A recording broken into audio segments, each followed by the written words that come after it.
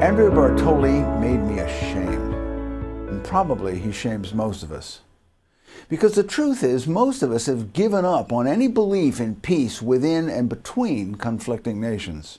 Oh yeah, we'll have peace in the Middle East the day after I win the lottery. Well, since age 13, Andrea has been saying, yes, we can broker peace at any level. That was when young Andrea joined a spirituality club of 25 individuals in Italy. By age 29, he was called upon to peacefully resolve the warring conflicts between the forces trying to rule the newly independent nation of Mozambique. And that spirituality club, called Sant'Egidio, Italian for St. Giles, well, that has grown in membership to 250,000. The Pope, impressed by this lay group's effectiveness, has given Sant'Egidio his Vatican support. And working with the UN, the World Bank, the Global Action Against Mass Atrocity Crimes Group, Andrea has carried the torch of peace brokering literally to dozens of nations, from Norway and Poland to Guatemala and East Timor. Currently, Andrea serves as the Dean of Diplomacy and International Relations for Seton Hall University. And right now, Andrea has formed the SE Foundation for Peace and Dialogue to share those much sought after conflict resolution techniques worldwide. And heaven knows, Mr. Bartoli, whatever it is you are saying to get greedy, warring parties to sit down at a table and rebuild their nation to benefit the people, well, that's some priceless information that we surely could use a lot more of right about now. Ladies and gentlemen, Dr. Andrea Bartoli. Thank you for inviting me. Thank you for being here. I'm delighted to be here. And it's a wonderful exercise to encounter Bart and the Prometheus Award. You know, it's a lovely experience of being invited into something that you discover, and in many ways is a wonderful, wonderful discovery. So first of all, thank you for the opportunity to be part of this discovery, and thank you for the opportunity to say a few words in accepting the award. The first word that I would like to share is a word of gratitude. The gratitude of being recognized, gratitude of being able to speak about peace, and in many ways invite all, using my own experience, to reflect further on the peace potential. And then share a few words about what I witness and why I feel that this idea of peace potential is so important for all of us. I am on my way to Central African Republic, and Bart insisted that I say the truth about my life, and so this is what I'm sharing. I'm literally recording this to make sure that I will be able to say it anyway, and I will be away for a few weeks working with President Ouattara and many others on the peace process in that country. It's a very difficult peace process. We negotiated an agreement with 14 warring factions, and some of them are moving away from the agreement. There are elections coming, and it's important to re-engage in such a way that the country as a whole will continue to hold fast on this possibility of hope, this possibility of peace that is given to them by themselves. And I think this is an important idea. It's a realization that the peace and stability, development and hope come from the words and action of us. They are not an expression of someone else. And similarly, violence is a terrible imposition on others that destroys what is there already and what it could be. So violence clearly starts destroying bodies and families and communities and properties and violating others. But there is a terrible destruction that has to do with the hope and the possibility and the forward-looking dimension of things. So we are in Prometheus world. So imagine fire and the two different ways in which fire can be used. You can use it in a winter, in a dark and cold moment to make your life very different, to cook food and to really enjoy this gift of life. Or you can use it to burn and to destroy and to really create havoc. I was asked to say a few words about me, and the way I choose to present myself tonight is as a gift of Mozambique to the US. As an immigrant, as my accent reveals, I came here in the US in 1992 when the community of Sant'Egidio was successfully concluding the mediation for the peace agreement in Mozambique. I was in charge of the relationship with the UN at that time, and we felt that it was important to open an office in New York. And we were involved in the Mozambique peace process because of a long friendship with the person in particular that I'm going to speak about a little bit, but also with this idea that peace was possible. So I came to this country without knowing English. I learned English in a public library in Queens. And I'm delighted that I'm able to give this speech in English with no notes and just spontaneously, because this fire of peace potential, this possibility of peace that was given to me and that I witnessed, could be shared with so many of you tonight.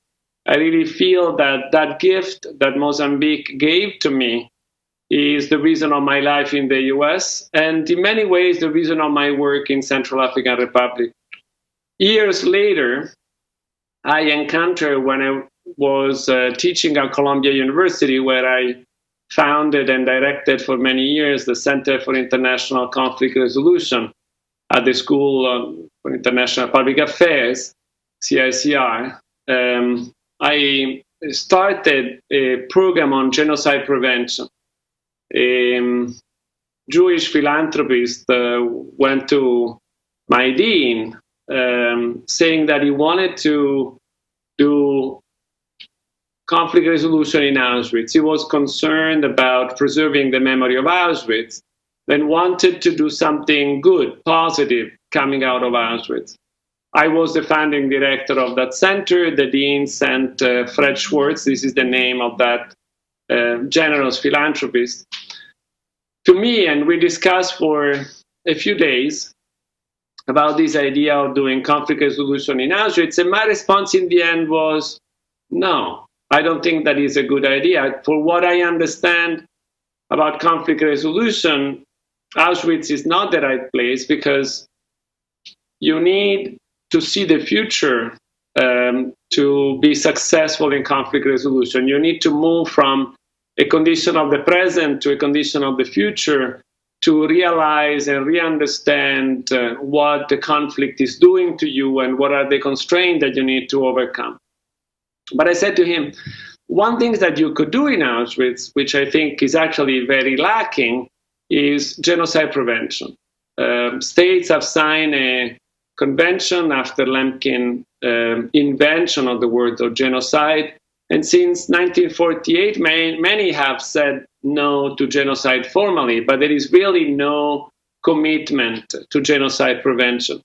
And he liked the idea very much, and we started working together. And that launched a second moment in my life in which I started working for the last 25 years on genocide prevention. So the reason I'm going to Central African Republic now is because I hope that Central African Republic will see itself as a model of what a country can do of incorporating genocide prevention into the structures of its own peace process. And in that sense, moving from this idea that violence at grand scale, of killings, thousands and thousands, has any value anymore. That we really need to foster an understanding of state-society relationship in which mass atrocities are really a thing of the past, not a possible option, as unfortunately we see in Syria, we see in Yemen, we see it still in so many places. So genocide prevention was given to me as a gift in conversation with Fred Swartz, and peace was given to me in conversation with Jaime Gonzalez and so many others. But I'm having a conversation with you tonight. So I don't know what kind of gift Bart, created, what kind of life and light we can see if we go around with this fire that is given to each of us. One thing that I want to share is that sometimes peace is truly surprising. Not because only we are not ready for it. We are always longing for peace in many ways, but that sometimes peace really comes as a gift from someone else in different ways. And I would like to share tonight two little moments, which I hope will be telling of where I am, where I come from, where I'm going, and why I feel that this Prometheus Award is so important for me, and hopefully even for some of you. I don't know. But as I mentioned, my whole peace story started in Mozambique. The community of Sant'Egidio started in Rome in 1968. I joined in 1970, more than 50 years ago. And for 50 years, I saw something that was just 25 kids when I joined, to more than 250,000 around the world. And in that process, one of the persons that started coming to pray with us was a priest. It was a Mozambican black native priest that the colonial Portuguese had thrown out of the country. He was in Rome studying, but for all intents and purposes, fundamentally exiled. But in 1975, Portugal had a military coup, and a leftist anti-colonial military took control of the country and got rid of the colonies very suddenly. So Mozambique became suddenly independent, and the Vatican was able to apply its Vatican II policy. And this guy that was a friend of ours, he was coming to pray with us and became the Bishop of Beira. So the guy goes back to Mozambique, and while in Mozambique is encountering significant difficulties. The government was a Marxist-Leninist government. It was anti-religious. He was put in jail. Jaime was put in jail twice. He couldn't celebrate Mass. He couldn't visit the communities and so on. Catholic bishop have to see the Pope at least once every 5 years in person. It's called Visita ad Limina. So he came to Rome to visit the Pope in 1977, and of course he visited us again. And in speaking with us, he shared what he was experiencing in Mozambique. We decided to help. Not only we decided to help with money and medicine and so on, but also politically, helping him and the government to understand the beauty and the importance of religious freedom. So for 10 years, we worked on religious freedom in Mozambique. And when Mozambique was ready to tackle the issue of the war that was ravaging the country since the independence, they knocked at the door of this Archbishop and Sant'Egidio to mediate. So long story short, in 92, there is this incredible signing of the agreement for peace in Mozambique after 1 million deaths, after 16 years of civil war, 5.5 million refugees and internally displaced people. And incredibly, peace comes to Mozambique. So this is what I witnessed. This is what I served. And it changed my life completely, because clearly I saw that peace was possible. And if it was possible in those conditions, it is really possible anywhere. But one thing that really made it somehow click for me in a silly way was that we were still at the time of the VHS, the old cassette where you had all the recording. And I was already living in the US. So I was not at the ceremony when the peace was signed in Rome. And my friends of the community sent me this cassette.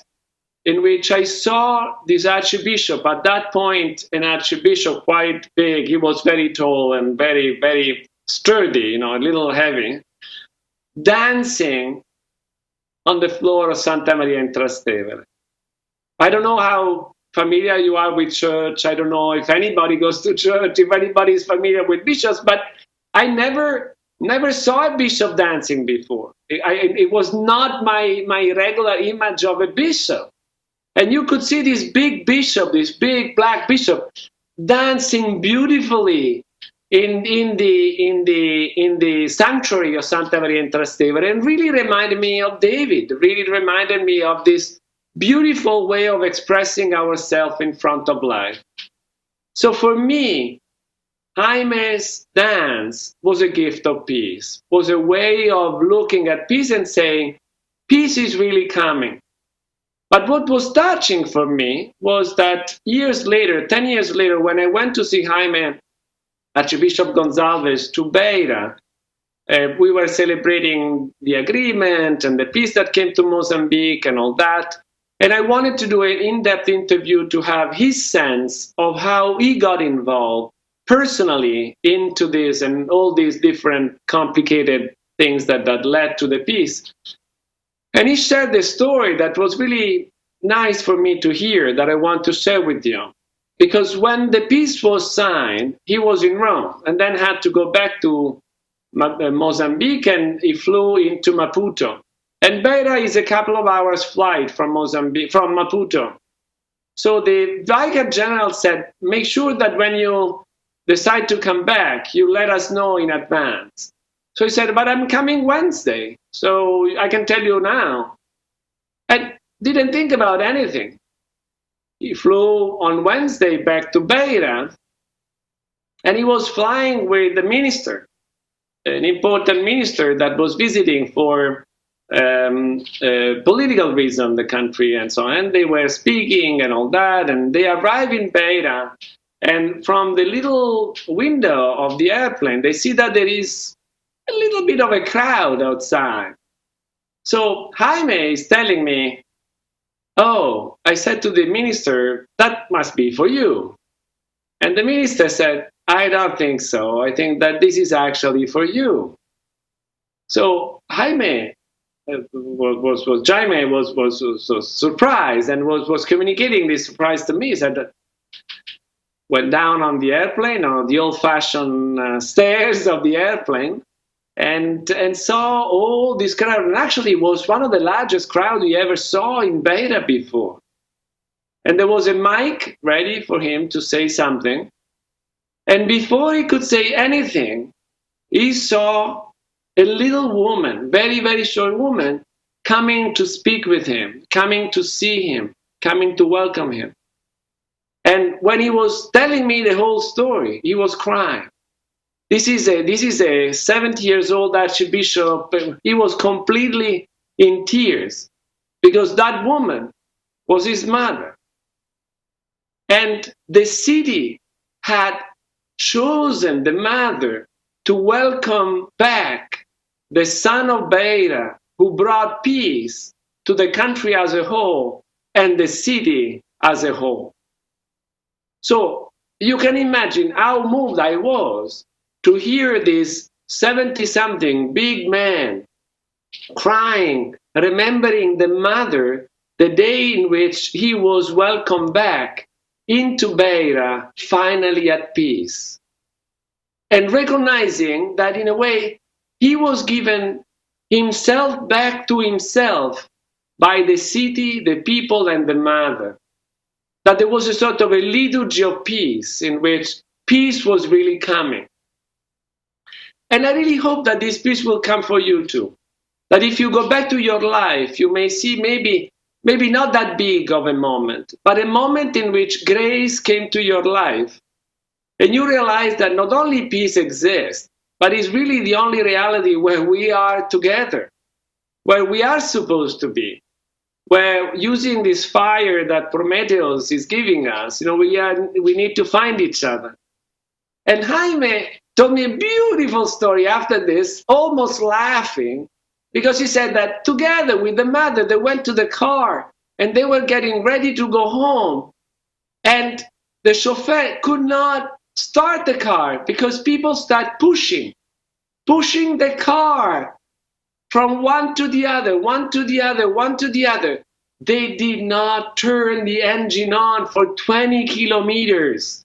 The car went from the airport to the house with everybody pushing. And I felt that, of course, this is how processions were invented. This is how marches were invented. This is how humanity came together celebrating, and festivals and things. And this is what I think we need in this time of COVID, in this time of closeness, in this time of separation. We need to go back to the moment in which peace came to us. We were able to find each other and to find the sense of a future that is coming. So thank you again for this award. I'm delighted to accept and delighted that Bart put me in touch with all of you. I hope that I will be able to connect with some of you, if any of you will be interested. And the Committee of Sant'Egidio is certainly delighted to be part of this evening. Thank you.